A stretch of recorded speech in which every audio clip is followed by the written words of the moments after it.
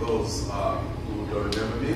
But if you're here for the first time, you're most welcome. On Wednesday, we started looking at the subject, which is quite a great subject, as to whether Jesus really directly claimed to be God.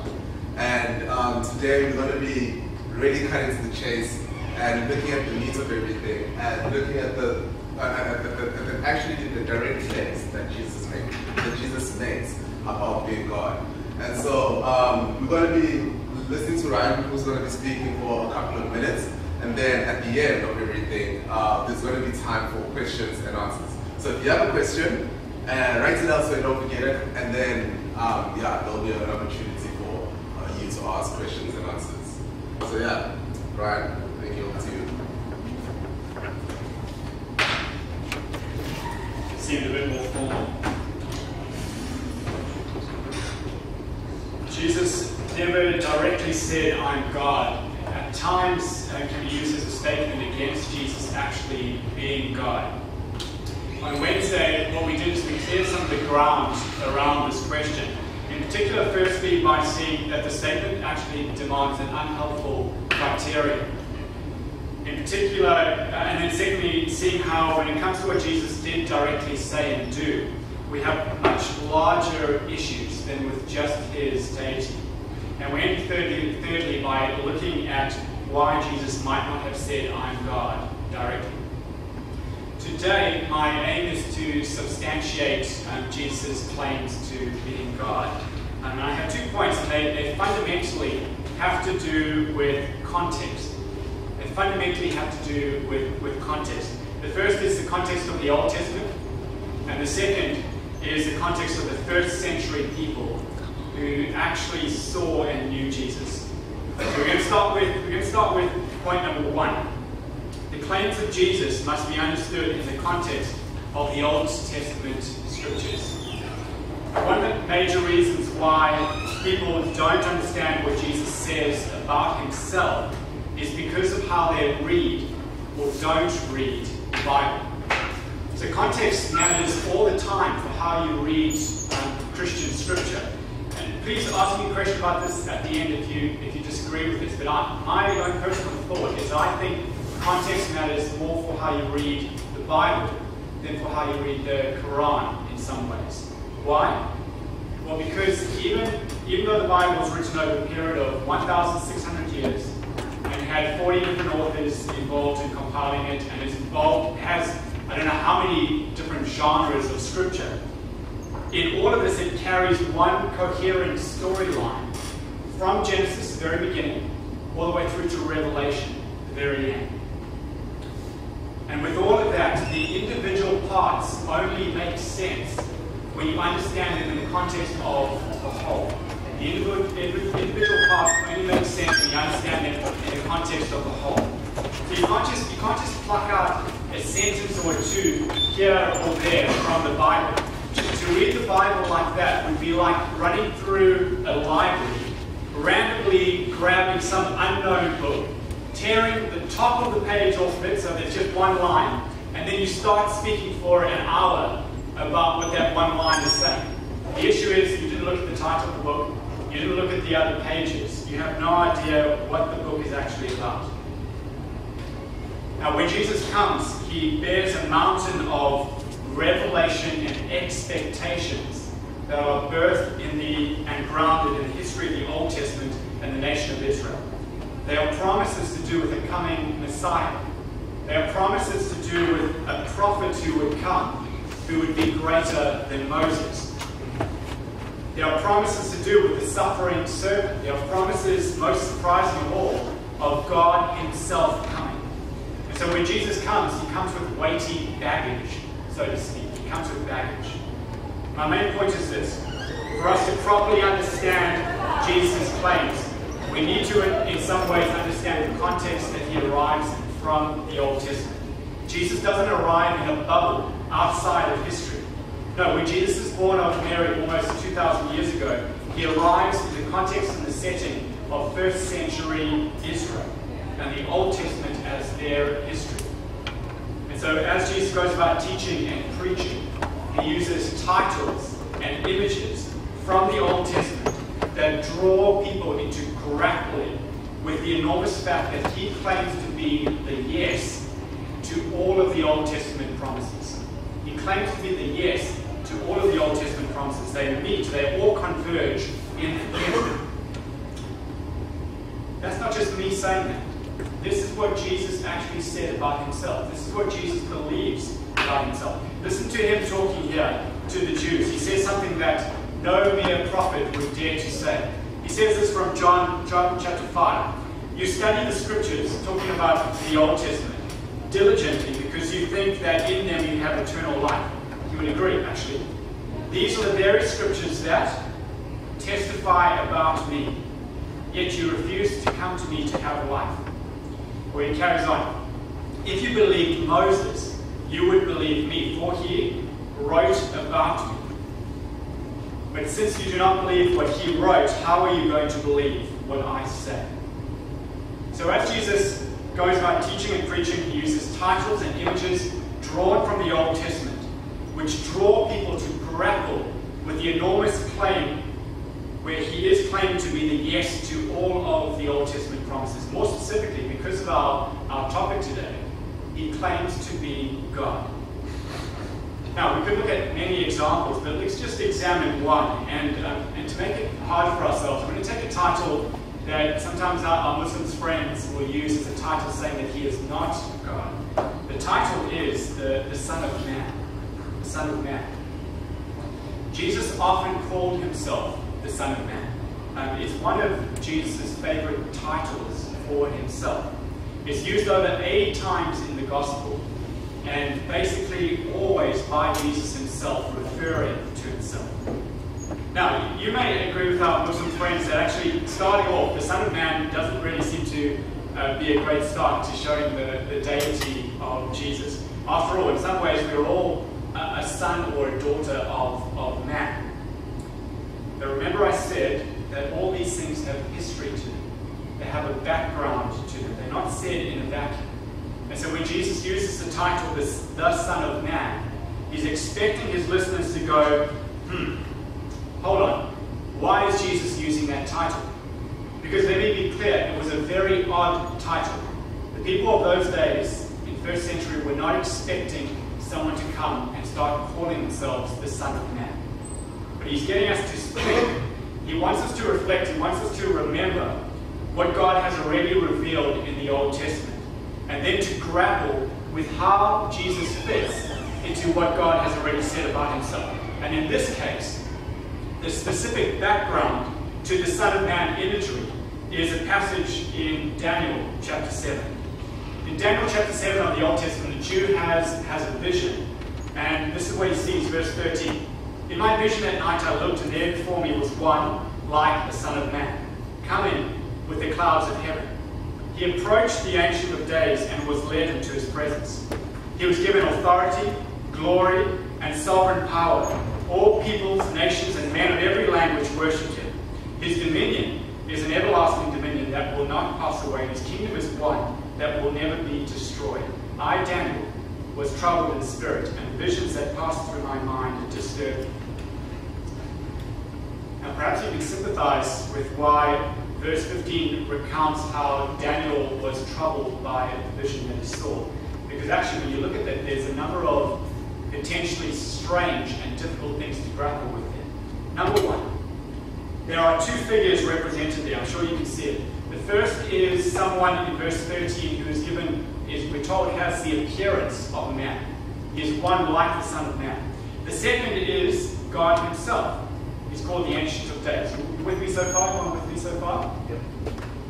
And yet from verse 13, what's surprising is that the one who is like a Son of Man is led into the presence of the Ancient of Days. You go read other passages in the Old Testament, for instance, Isaiah chapter 6. Isaiah is led into the presence of God in some ways, and he basically goes, this is too much for me, I'm freaking out, I feel like I'm going to combust in some ways, I'm going to die. Actually, I want to kill myself in some ways. But this guy here, he just kind of waltzes in, making us ask why or who this Son of Man is exactly. Number 2, secondly, note that in verse 13, the one like a Son of Man comes on the clouds of heaven. coming on the clouds of heaven, is a phrase reserved for how God himself makes an entrance. Again, just standing out for especially the Jewish readers of this. Number 3, stranger still in verse 14. He is given, what is he given? Authority, glory, and sovereign power. All peoples, nations, and men of every language worship him. Who has sovereign power but God alone? Who deserves to be worshipped except God alone? And yet this one, like a son of man, receives what only God alone is properly entitled to receive. This passage forces us to wrestle because it is so uncomfortable for anyone who is trained to see the set-apart nature of God and to want to protect that. Now what Jesus does is he takes that uncomfortable imagery from Daniel chapter 7 and he uses it as one of the primary titles of himself. He takes it from being a general title about his shared humanity, Son of Man, and he uses a definite article to refer to himself as the Son of Man. And as he does that, he forces people, to his listeners, to grapple with how the Son of Man and the Ancient of Days, how they relate together, how they operate together. Now, this will help you to understand things a little bit better. Let's look at how Jesus uses the title, so that we can allow Jesus to interpret the title for himself. And this will help us to see that if he's using this title as a way of speaking of his humanity, or if he's using this title as a way to point to his deity. So the first passage is Mark chapter 2.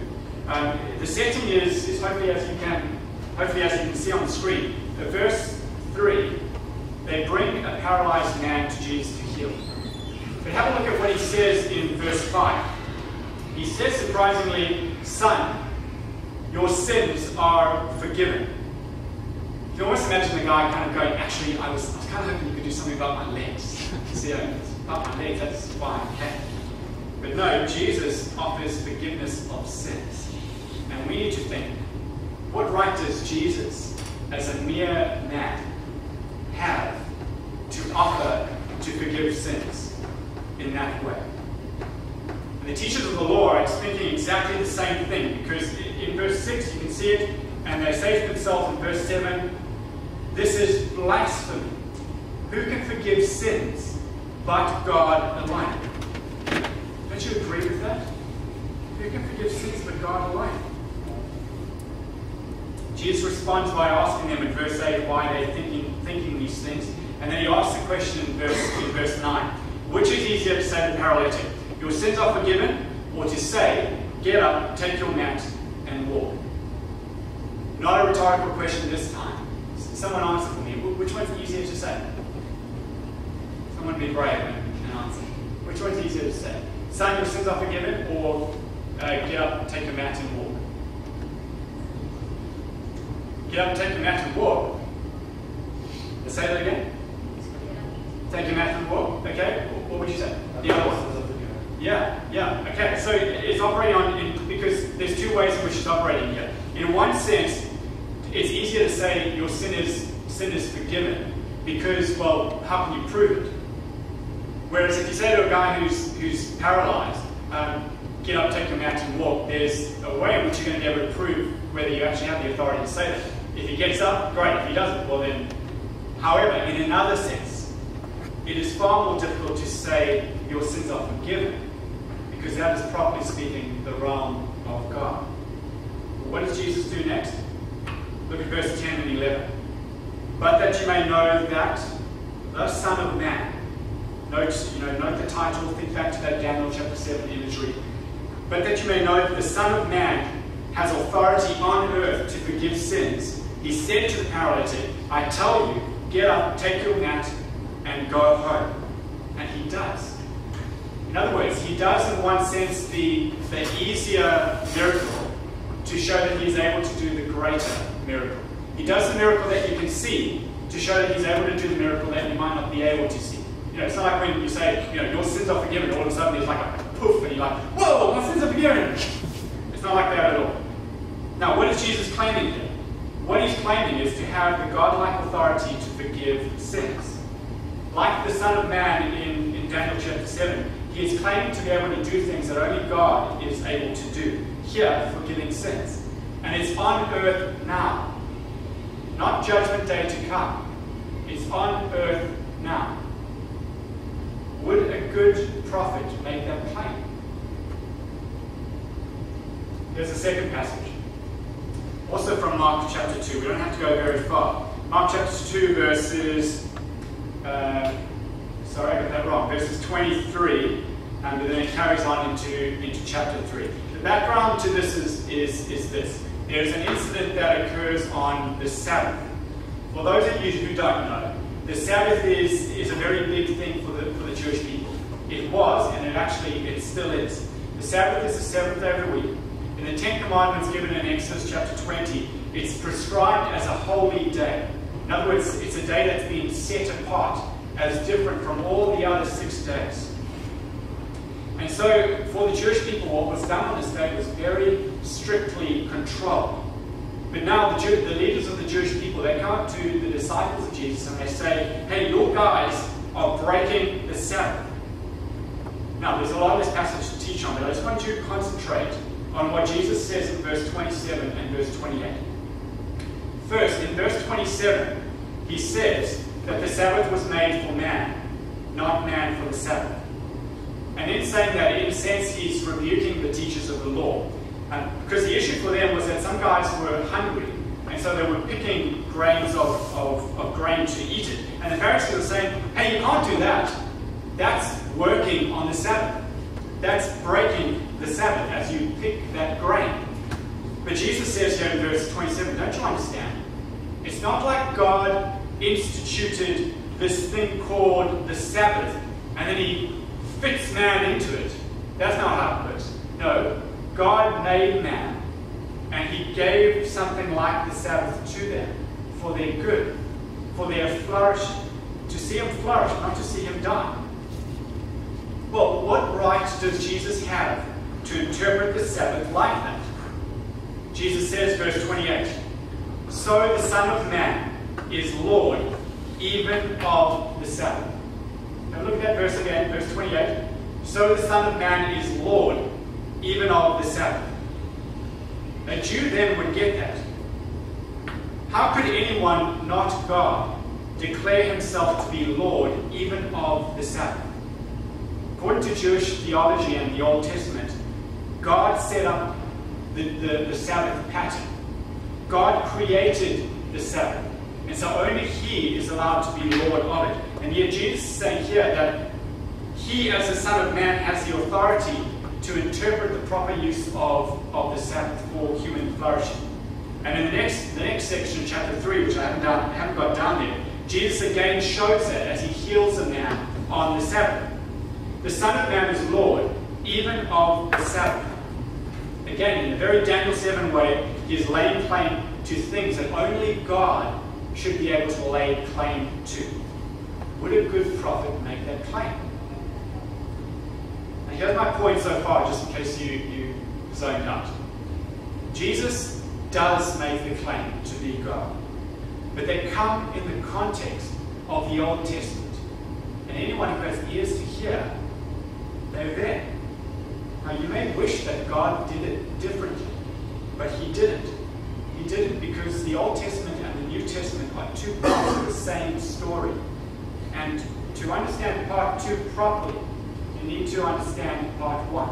And you need to go to part 1. The God of the Bible is the same God of the Old Testament and the New Testament. Now, let's come at things from a slightly different angle. We've touched briefly on Jesus' own claims about himself. But put yourself in time travel for a moment. What would you have thought about Jesus if you were there yourself as a Jew 2,000 years ago? If you were there and you were watching all these things that Jesus was doing, what would you have thought as you were there? Now obviously we can't time travel, but we do have records of the people who were there and how they reacted to Jesus. People who actually saw and listened and touched Jesus, what or who did they think Jesus was? And there's a second crucial part to that. How did Jesus respond to what they thought of him? And what we'll see is that from both the enemies and the friends of Jesus, they both understand that he is claiming to be God. And noticeably, Jesus never denies this. Instead, with his friends, he actually encourages them.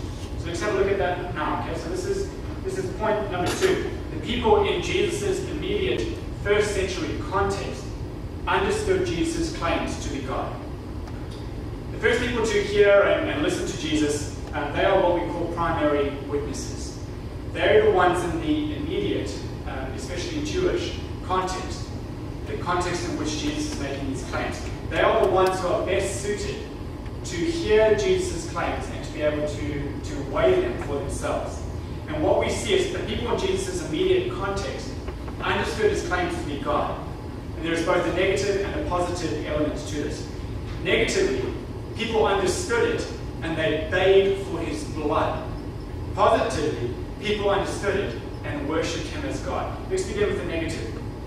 And I'm going to touch on 3 passages briefly, showing people's understanding of Jesus' claims. Here's the first one, John 5:16-18. So because Jesus was doing these things on the Sabbath, the Jews persecuted him. Jesus said to them, "My Father is always at work on this very day, and I too am working." Basically, he's saying he's a triple for the old block. Verse 18, "For this reason, the Jews tried all the harder to kill him. Not only was he breaking the Sabbath, but he was even calling God his own Father, making himself equal with God." Next one. John chapter 8, verse 57-58. Now, John chapter 8 has a lot more to look at than what I've just put on. There's a couple of other things that Jesus says. He claims to be the one from above. Verse 23. Jesus keeps saying that if you don't realize that I am he, verse 24 and 28, you will die in your sins. And then he says that he speaks what he has seen in the presence of the Father, verse 38, not by vision, but by actually having been there and come from there. All of those are claims to deity, by the way. And he ends it off here with what he says. He says in verse 56, he claims that he saw Abraham overjoyed at the prospect of Jesus arriving on the scene. And this is what the people who listen to him say in response.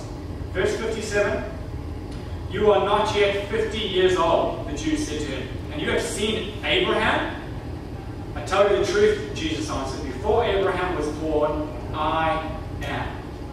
At this, they picked up stones to stone him, but Jesus hid himself, slipping away from the temple grounds. Concentrate on verse 58 there for a moment. Before Abraham was, I am. Jesus could have said, "I was before Abraham." Linguistically, he could have said that. But he doesn't. He says, "Before Abraham was born, I am." And they are infuriated. Why? Simply because I am is part of how God revealed himself in Exodus chapter 3. It is God's personal name, Yahweh. I am. He is the self-sufficient one. He is the self-eternal one. He is the always I am. And Jesus is claiming to be the one who was in the burning bush speaking to Moses in Exodus chapter 3. He is claiming to be Yahweh. And the Jews understand what he is saying. It's a claim worthy of death if it's not true. John chapter 10.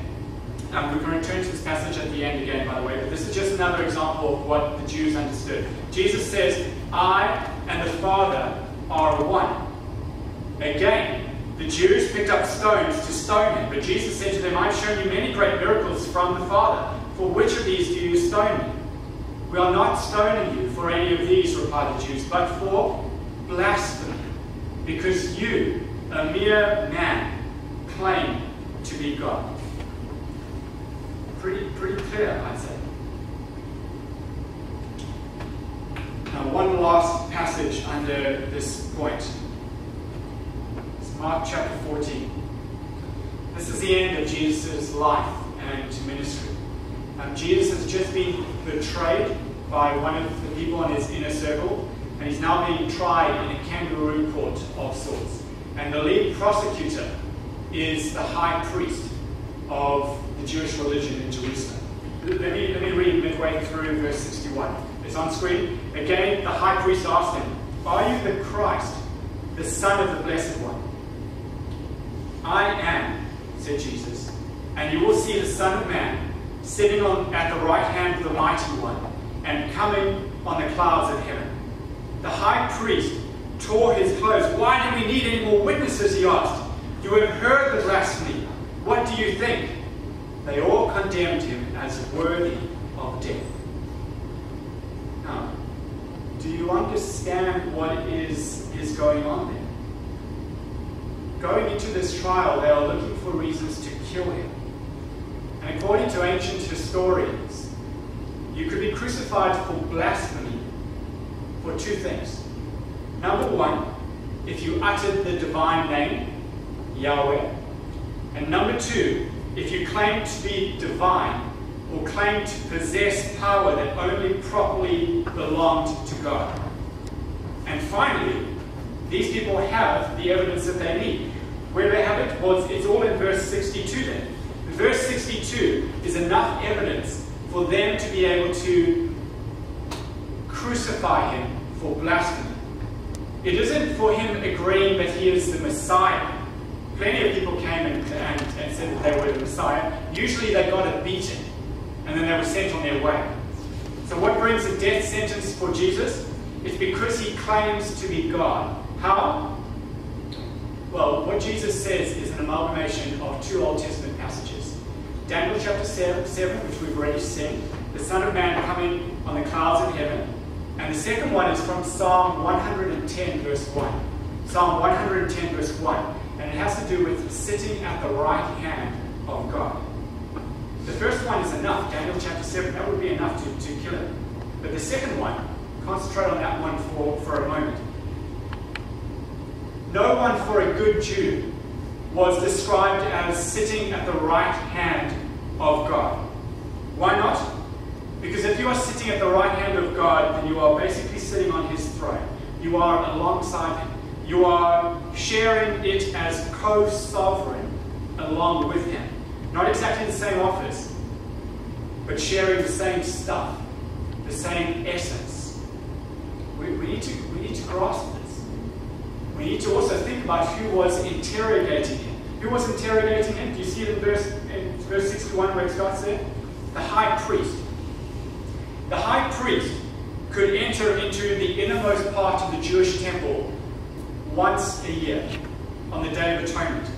He had to do it with a cord around his leg in case he did something that was against God's will and he died. God struck him dead. Then what they could do is they kind of just pull the guy out by this cord that was along on his leg. Jesus is saying here, in front of that high priest, he's saying, never mind entering the Holy of Holies of the temple, which in some ways is just an archetype or an example of the heavenly throne room itself. Never mind just doing that. I can walk right on into the Holy of Holies in heaven and sit down there on the throne. It is no wonder that the high priest tears his clothes. Blasphemy. Why was Jesus killed? For claiming to be God. One of the startling things about all these people claiming that Jesus is claiming to be God is that never once does Jesus deny it. Never once does he say, guys, it's been a huge mistake.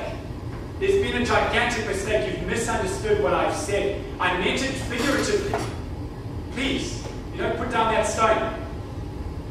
It doesn't say that. Here in Mark 14, there in John chapter 10 with the divine name, we see no reticence, no looking to clear up his name. Would a good prophet do that?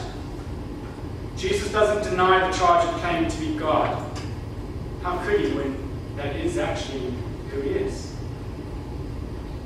Okay, so that's the enemies of Jesus.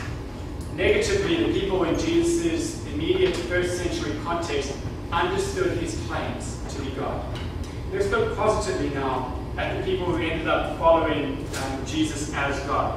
As was mentioned on Wednesday, what we see with the disciples of Jesus, and I don't blame them, by the way, is a real slowness in recognizing who Jesus actually is. Sometimes it takes a lot longer to believe than it does to reject. Sometimes it takes a lot longer to believe than to reject. And in the process, for them, they have moments when they ask the right questions. Like at the end of this passage, Mark chapter 4, verse 41. Mark chapter 4, they're out in a boat, and there's a great storm that arises that threatens to kill them all. And out of word, Jesus silences this great storm. And they go from being terrified about this storm to being terrified about Jesus. Mark chapter 4, verse 41. They were terrified and asked each other, "Who is this? Even the wind and waves obey him." Who is this?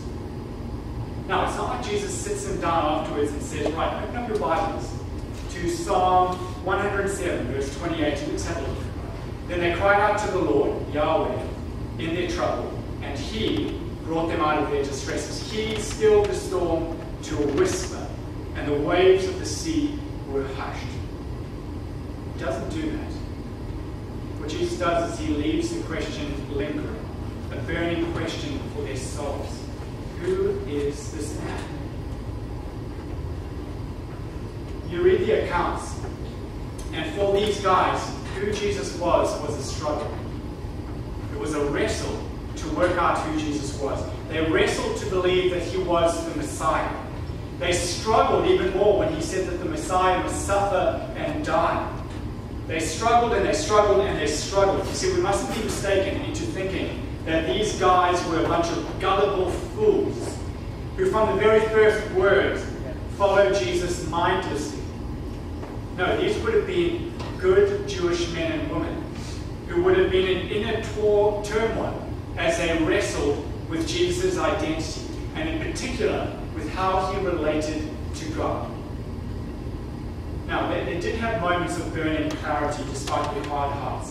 So, for instance, in Matthew chapter 14, it's a passage where the disciples again are out in a boat, and we're told that Jesus came towards them walking on the water. He invites Peter out of the boat to walk towards him, but along the way, Peter takes his eyes off of Jesus and more puts his eyes on his surroundings, and he begins to sink.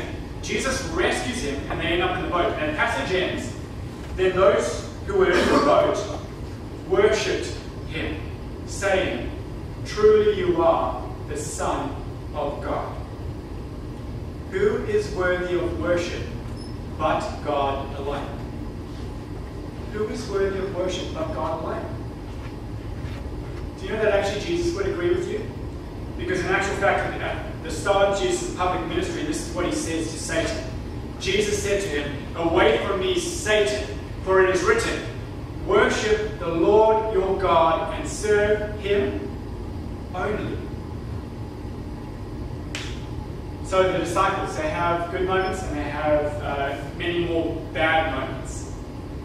But it was finally at the end, after Jesus' death, and after he was then raised from the dead, that the identity of Jesus was finally settled for them in their heads and in their hearts. So have a look at this. John chapter 20, verse 28. Thomas, the biggest doubter of them all, finally sees the Jesus who has risen from the dead, and he exclaims in John chapter 20, verse 28, Thomas said to him, "My Lord and my God." Two surprising things there. Firstly, that a Jewish man is willing to call another man God. Again, we have to understand the context. Muslims and Jews have a revulsion to calling a man God.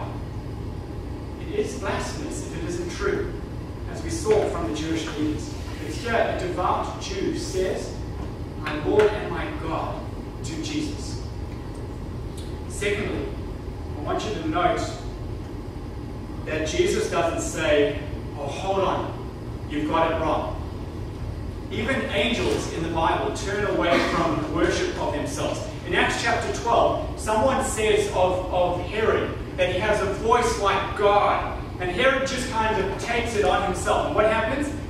He is struck down by God for claiming worship that probably only belongs to God himself. The apostles, this is after Jesus' resurrection and his return to his Father, they go out and they're preaching and they're performing miracles. And people come to them and they're like, you must be gods, you must be gods. And the apostles are like, they're tearing their hair out, saying, don't worship us, we're just men. They do the proper thing. But we see absolutely none of that with Jesus. He doesn't clear up any mistakes. He doesn't say, I'm only a man, don't worship me, please. Instead, look at what Jesus says in verse 29. Because you have seen me, you have believed. Blessed are those who have not seen and yet have believed.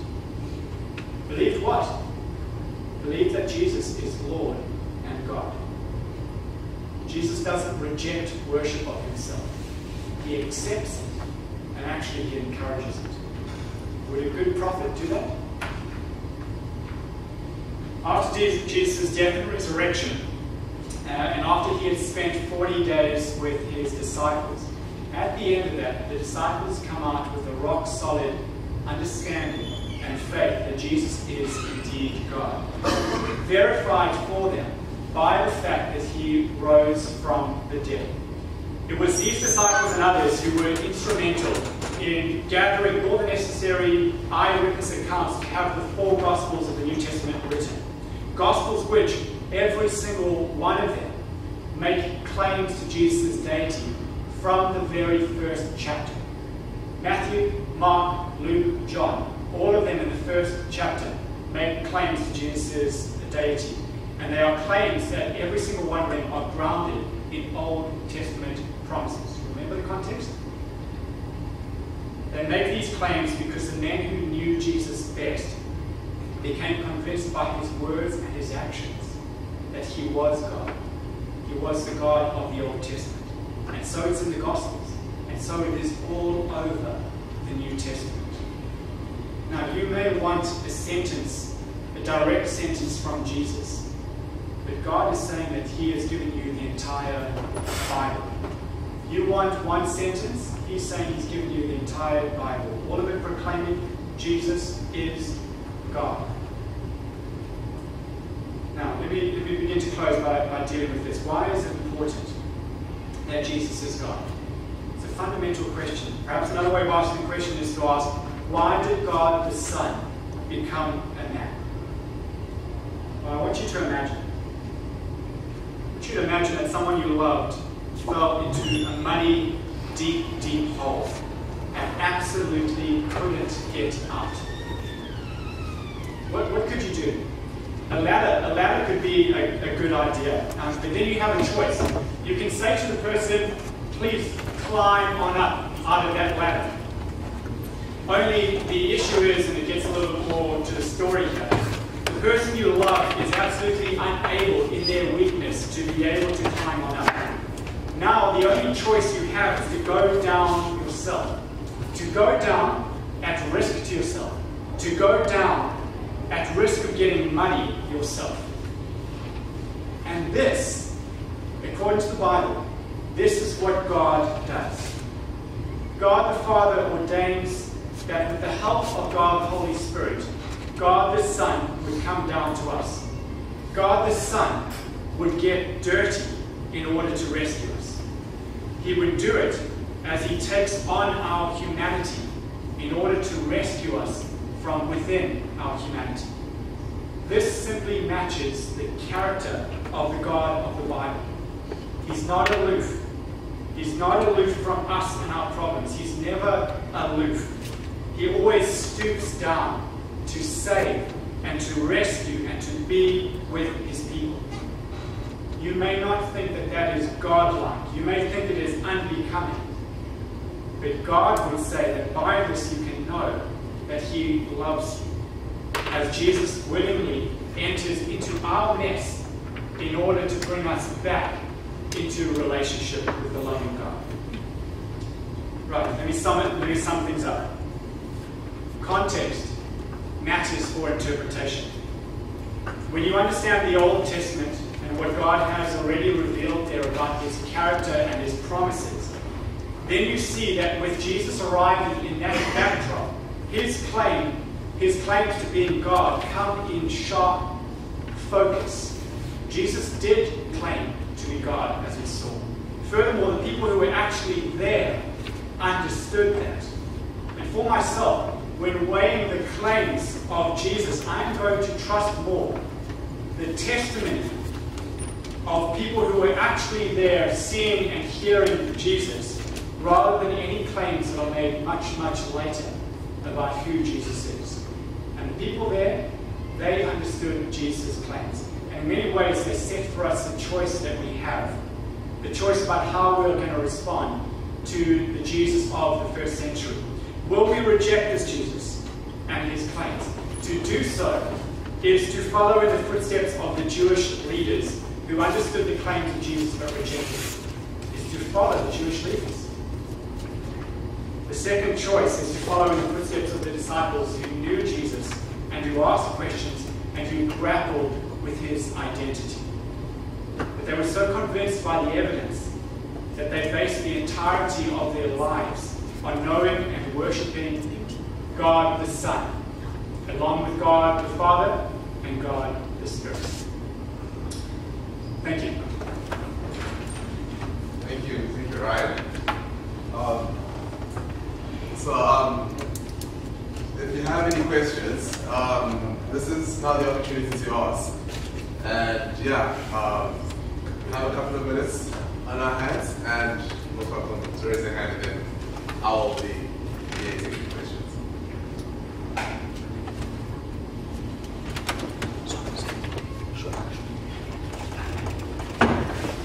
Yes, okay. The book of Mark, chapter 14, verse 62, where he's asked Jesus if he is the son of anyone. He said, I am. Yeah. The book of Mark, verse 13, chapter 13, verse 32, about the knowledge of the hour. Yeah. Jesus claims to say that nobody knows, nobody has knowledge of the hour, not even angels, not even the Son of God. Yeah. So, if there not any divinity within Jesus being the Son of God, that he is supposed to know in the hour? Yeah, that's a great question. Can I ask you to turn in your Bible to Philippians chapter 2, and I'll try and answer it from there. So, Philippians chapter 2. I forgot that we didn't bring the Bibles today. Sorry, guys. Anyone who's missing one? Okay, so Galatians, Ephesians, Philippians.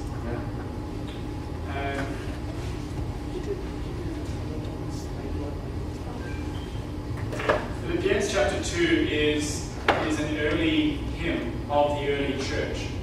Some people actually make the claim that it was a hymn that was being sung within 7 years of Jesus' death and resurrection. It's one of the first kind of Christian hymns that we have. Have a look at chapter 2, verse 5. I'll read it until verse 11. Make your own attitude that of Christ Jesus, who existing in the form of God, did not consider equality with God as something to be used for his own advantage. Wait, sorry, Philippians chapter 2, verse 5. Yeah. Do you want to read from your version? Sorry, verse 5 and then into... Yeah, verse 5 says your attitude should be the same as that of Christ Jesus. Yes, why don't you read for us? So from verse 5 to verse 11. Sorry, I may have just put you on the spot now, but you may not feel like you have a reading voice. But your attitude should be the same as that of Christ Jesus, who being in very nature God, did not consider equality with God something to be grasped, but made himself nothing, taking the very nature of a servant, being made in human likeness, and being found in appearance as a man, he humbled himself and became obedient to death, even death on a cross. yeah, 2 verse 11. Therefore God exalted him to the highest place and gave him the name that is above every name, that at the name of Jesus every knee should bow, in heaven and on earth and under the earth, every tongue confess that Jesus Christ is Lord to the glory of God the Father. Okay. By the way, there's more than a couple of claims to Jesus' deity in that passage, but what I want you to see is that there's a movement there. The passage is claiming that God the Son, Jesus, was always at the right hand of the Father in heaven. He had equality with God. But what happens? He empties himself of some of his rights and privileges, and he comes down. You see it in verse 7 and verse 8. He humbled himself, he emptied himself, he did the will of his Father on earth. And then what does the passage say? It says that therefore God the Father glorified him back to his position of authority. Now, I realize you might think that that's a roundabout way of answering, but what I want to say is, when Jesus was on earth, he was there as a totally and utterly obedient son who depended on his Father for so many things, including giving up some of his divine prerogatives to know some of the aspects of the future. He trusted that God the Father, his knowledge of that was good enough for him. Does that make sense? Okay? So, and this is similar to perhaps one of the questions you asked on Wednesday. He's showing us what a perfect son of the Father looks like on earth by always having to rely on his Father. And in that passage that you mentioned from Mark chapter 13, relying on that kind of knowledge. Did that showing that he is obviously humbling himself in front of the Father, did that not bring any doubt to his followers that you're supposed to be the Son of God, you're supposed to have this kind of knowledge? No, so instead of bringing doubt to his followers, he set an example of what it meant to fully trust God at every single moment and instance. We have no, just trying to go over in my head, so your question was, did him not knowing some of these things bring doubt for his followers? I have no passages that immediately pop into my head. I could go back and have a look and answer you, next week or something like that. But I've got no passages that immediately pop into my head that kind of show that doubt. And if there were, it would be good to have a look at them together. Yeah. Sure. Okay, sure. Is there another question? Someone? Yeah.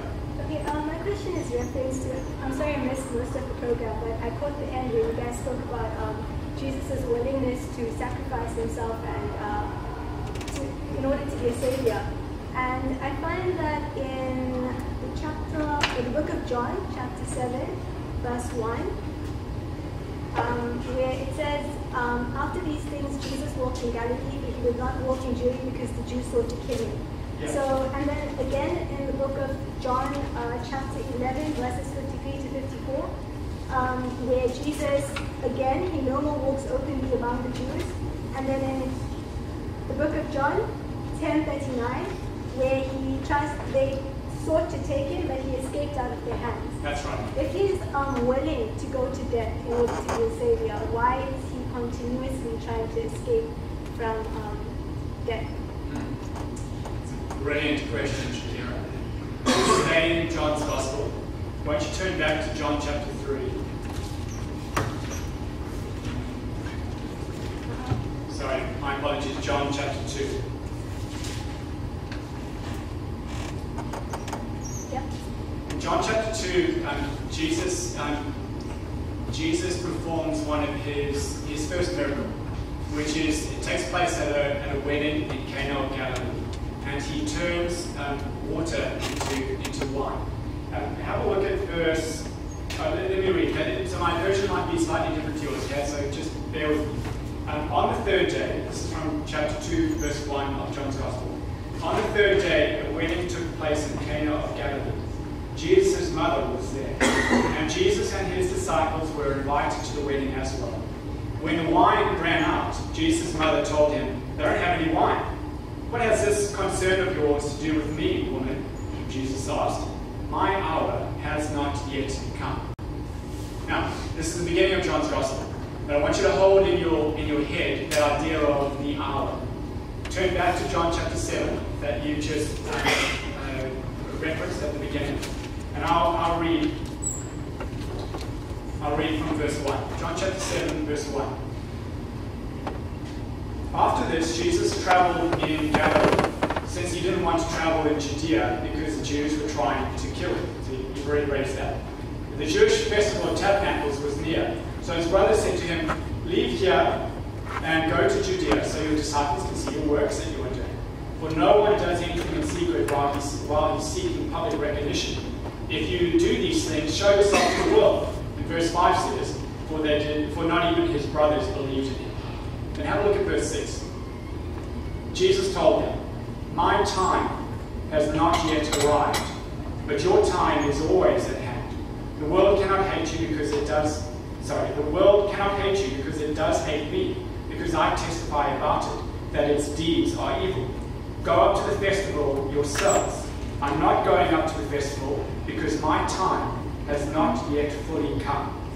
After he had said these things, he stayed in Galilee. Now, to find one more for you.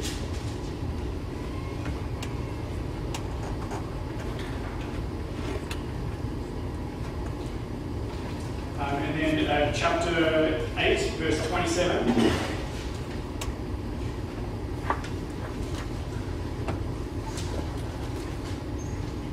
So if you go to chapter 8, verse 27, they did not know he was speaking to them about the Father. So Jesus said to them, "When you lift up the Son of Man, then you will know that I am he, and that I do nothing on my own. But just as the Father taught me, I say these things. The one who sent me is with me, has not left me alone, because I always do what pleases him." The point I'm making is this. Jesus clearly understands that he will die, but he will do it on the time frame that he has been given by his Father. In John's Gospel, and I by mistake didn't pick up some of the right verses because I was looking for some other ones where he does say my hour, the hour, but you get the time reference anyway. He has a time reference of when he's going to die. That is the hour. When you raise John chapter 7, he's not going to go to Jerusalem at that time because it's not the right time for him to die. He will go when his Father, on the time that his Father has ordained. Then he will go, then he will face his hour, and then he will die.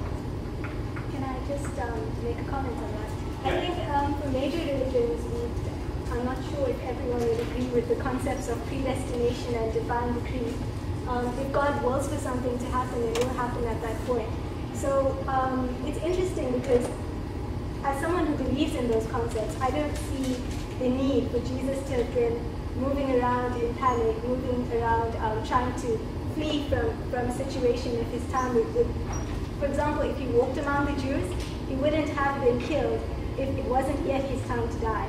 So isn't this at odds with predestination and divine decree? Yes, go ahead. No, it's not. So there is a time. Think of it over here. There is a time when he will die, and Jesus will do all the things that are necessary to make sure that he arrives at that time when he is destined to die. There were attempts that were made at other times. He moves away from those because his hour has not come, and instead of going to die in, let's say, the first year of his ministry, he knows that there will be 3 years of public ministry where he will teach the things that are necessary for people to understand who he is. And then at the right time that the Father has ordained, we're told in Luke's Gospel that he sets his face for Jerusalem and he walks there with purpose, knowing that he is going to die. In Mark's Gospel, he does it 3 times. There are 3 times when he says the Son of Man is going to suffer and die. But it will be on the time frame that God has set. And Jesus is keeping in step with the time frame that the Father has made. Does this answer help you? It answers the question, but it's my idea of divine decree and predestination. It doesn't really reconcile that idea, but I understand why a Christian might have a different idea. So it answers it from a Christian perspective. Sure. If it's okay, may I try answer your question? Like there's a quote, I can't remember where Jesus says that no one takes his life away, but he gives it away of his own accord. So as Ryan said, Jesus knew exactly that there's going to be a point in his life where he would have to die, and he goes his death deliberately. And so when you see those passages where he seems like he's fleeing to avoid his death, it's not because he's avoiding death, he's avoiding the fact of him having to die. The reason why he avoids the Jews taking him and trying to kill him is because his predestined time, or the time in which he had appointed for his death, had not yet come. And so that's why you see in John, even near to his crucifixion, it mentions that his hour had come. And so preluding his crucifixion is the fact that the precise point of his death had arrived. Whereas in the previous parts of John's Gospel, it always reminds us that his hour or his time had not yet arrived. It's John chapter 10, verse 17 and 18, by the way, where he says he has the authority to lay down his life when he wants to. Sure. All right. Does anyone else have a question? Sure. Not a question as such, but it's more of a response to Ryan's personal opinion about context, where he stated that he believes that context is more important in the Bible, in the Quran. But I want to clarify that the context is also regarded as extremely important. The reason we have tafsir of the Quran, which is explained not just translation, but it's translation and explanation in context. Sure. I understand there are more than 60,000 correct translations of the Quran, in context. So I just wanted to clarify. Yeah. And can you tell me how does abrogation fit within that? That you could explain to, especially Christian students. How does that? Abrogation, where the older passages in some ways have a bearing on how you read earlier passages of the Quran. Like, I don't understand. Are you not speaking about the Old Testament and New Testament? No, I'm talking about within the Quran. No, I'm saying that in comparison to that. I'm talking about in the stages of Muhammad's life. So, for instance, in the movement from where he started in Mecca, went to Medina, there were times when he received revelation about the Quran in earlier ministry and later ministry. That you can feel free not to answer the question if you don't want to. My understanding is that there are parts of the later parts of the Quran in some ways overrule earlier parts of the Quran in certain areas, and I wondered if that fitted in with what you meant about. See, a lot of people only read the translation and are of that opinion that this is contradicting that without actually looking at the context, which is where tafsir comes in. The context of and just to be clear, tafsir is interpretation. Tafsir is translation and explanation. Translation and explanation. In context. In context. And I'm sure you heard of Sahih Bukhari. Yeah. Yeah, it also brings in the Holy Saints tradition of the Holy Prophet. So it's quite solid. Great. Thanks for clearing that up. Is there anything else?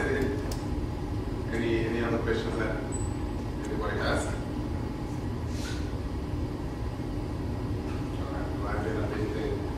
Haley? Oh, sure. Yes. Okay, it's just I was reading two passages of the Bible. I was slightly confused about something. It was Luke 24 verse 30. Okay, it's Luke 24, and then it's from verses 50 to 52. It's when Jesus returns to the upper room and he appears to his disciples. Shito, can you say that reference again? Luke 24. Yes. It starts at verse 36. Yes. And it goes down to 53. So it's... What would you like to ask? Okay, so the way I read it, I understood it as him appearing before his disciples, and then they speak about the entire conversation between the disciples and Jesus. And interestingly, it seems as if on the same day, Jesus leads them out as far as to Bethany, did all of this happen on the same day? Okay. So please repeat your question. From verses 36 down to 52, that entire story of where Jesus appears to his disciples. It's the book of Luke. My quick answer is I'm not sure. So I need to look at it and see how it fits with the passages before. Might I ask, are you driving at something? Yeah, I am, but maybe you could get back to me on that. So Sure. that I can So your question is, I'll write it down as well. And you want to know is Luke chapter 24, 36 to 53. Does it all take place on the same day? Yeah. Great.